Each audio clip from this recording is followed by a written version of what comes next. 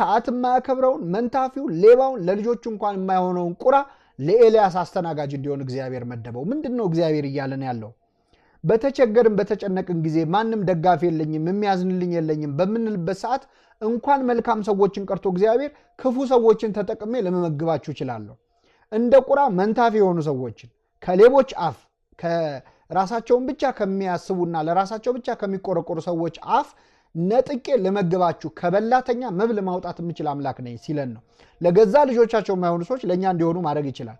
ቀጠሮ የማያከብሩ በቃላቸው የማይገኙ ሰዎችን ተጠቅሞ እግዚአብሔር ለኛ ግን ሊመግበን ይችላልና ሁኔታዎች አይደሉም እግዚአብሔርን እኛን ለመመገብ እንዲችል የሚያደርጉት።